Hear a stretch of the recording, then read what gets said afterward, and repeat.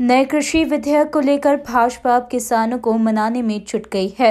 देश भर में किसान सम्मेलन के माध्यम से नेता किसानों को नए कृषि विधेयक के बारे में फायदे गिनाने में जुटे हुए हैं। इंदौर में भी बुधवार को संभागीय सम्मेलन आयोजित किया गया, जिसमें बीजेपी के राष्ट्रीय महासचिव कैलाश विजयवर्गीय सहित बीजेपी के कई दिग्गज नेता शामिल हुए। बीजेपी सांसद शंकर लालवानी सहित कई लोग इस सम्मेलन में शामिल होने के लिए ट्रैक्टर में सवार होकर पहुंचे। सम्मेलन में कैलाश विजयवर्गीय ने किसानों को संबोधित करते हुए सरकार की उपलब्धि और नए कानून के फायदे गिनाए। वहीं विपक्ष पर भी जमकर निशाना साधा। विजयवर्गीय ने कहा, दिल्ली में जो लोग आंदोलन कर रहे हैं वह किसानों के नाम पर लोगों को गुमराह कर रहे हैं। चेहरा पहचानना पड़ेगा, इनका चेहरा बेनकाब करना पड़ेगा। जब देश आगे बढ़ता है, जब देश ताकतवर बनने की कोशिश करता है, तो कुछ लोग हैं जो हमारे ही देश में रहकर हमारे देश को कमजोर करने की कोशिश करते हैं। किसान भाइयों, देश की सीमा पर सैनिक खड़ा हुआ, वो बाहर के दुश्मनों से लड़ता है। बाहर का दुश्मन कोई आता है तो हमारा सैनिक देश की सीमा पर खड़ा होकर बाहर के दुश्मनों से देश की रक्षा करता है। पर अब खतरा इस बात का है कि देश के अंदर देश के दुश्मन खड़े हुए हैं जो हमें दिखाई नहीं दे रहे हैं। वो देश को कमजोर करना चाहते हैं। कभी सीए बिल के विरोध में उसके पीछे खड़े हो जाते हैं। कभी किसानों के विकास का किसान बिल जब मोदी जी लाते हैं उसके पीछे खड़े हो जाते हैं। ये देश के दुश्मन नंबर 1 है। देश के बाहर के दुश्मनों को सैनिक निपटा देगा, पर देश के अंदर के दुश्मनों को कौन निपटाएगा? ये जवाबदारी हम सब, जो देश को भी दुर्भाग्य की बात, प्रजातंत्र का रथ जब चलता है तो एक तरफ सत्ता का पहिया होता है, दूसरी तरफ विपक्ष का पहिया। प्रजातंत्र जब मजबूत होता है जब विपक्ष जवाबदार, मैं बहुत जवाबदारी के साथ एक जवाबदार राजनीतिक दल के कार्यकर्ता की हैसियत से, एक जवाबदार पदाधिकारी होने की हैसियत से मैं आरोप लगा रहा हूं कि इस देश का प्रतिपक्ष जवाबदार नहीं है, गैर जवाबदार है, गैर जवाबदार। उन्हें देश की चिंता नहीं, उन्हें कुर्सी की चिंता है, उन्हें सत्ता की चिंता है, उन्हें देश की चिंता नहीं कि देश आगे बढ़ना चाहिए। इस सम्मेलन में केंद्रीय पेट्रोलियम मंत्री धर्मेंद्र प्रधान ने कहा, प्रधानमंत्री नरेंद्र मोदी किसान प्रेमी है और वह किसान सम्मेलन इस बात का प्रमाण है। किसान इस बिल में स्वतंत्र है। इस बिल का सबसे ज्यादा फायदा मध्य प्रदेश को मिलेगा और कृषि का मूल केंद्र इंदौर बनेगा।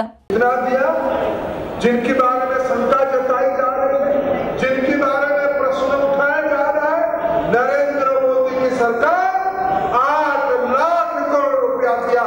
3,74,000 आपने दिया था, हमने 8 लाख करोड़ रुपया दिया। गेहूं के ऊपर 41% MSP ज्यादा दिया गया। धान के ऊपर 43% MSP ज्यादा दिया गया। दाल के ऊपर 63% MSP ज्यादा दिया गया। चने के ऊपर 64% MSP ज्यादा दिया गया। और ये उसके ऊपर हम लिख के देने के लिए तैयार है। मैं जिम्मेवारी के साथ कहता हूं, नरेंद्र मोदी जी की सरकार के प्रतिनिधि के नाते कह रहा हूं, जब तक देश में नरेंद्र मोदी प्रधानमंत्री है, कोई माई का लाल नहीं है, वो किसानों के MSP को हटा देगा। ये हमारी वादा है।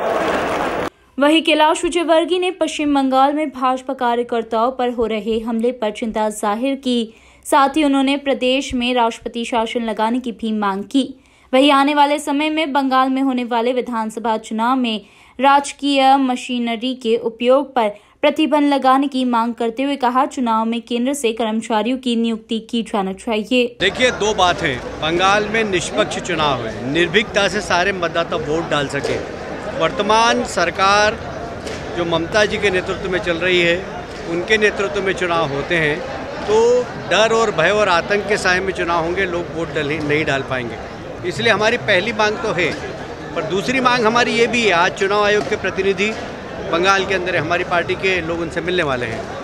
हमारी चुनाव आयोग ये जवाबदारी ले कि बंगाल में निर्भीकता से चुनाव हो।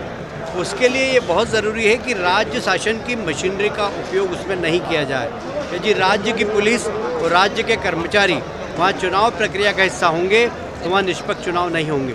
इसलिए सेंट्रल फोर्स और सेंट्रल ऑफिस के जितने भी सेंट्रल डिपार्टमेंट के जितने कर्मचारी वहाँ पर हैं, वो लोग यदि चुनाव कराएंगे तो चुनाव निष्पक्ष होंगे। तो दो बात है, या तो राष्ट्रपति शासन लगे, और राष्ट्रपति शासन नहीं लगता है तो चुनाव आयोग की जिम्मेदारी ले कि वहाँ पर निर्भीकता से चुनाव हो सके तो लोग वोट डाल सके। उनकी ज़मीन खिसक गई है। भारतीय जनता पार्टी ने अपना रूट लेवल तक काम बहुत मजबूत कर लिया है और इस फ्रस्ट्रेशन में वे भय और आतंक फैलाना चाहती है। पिछले 8 दिन में 5 कार्यकर्ताओं की हत्या हुई।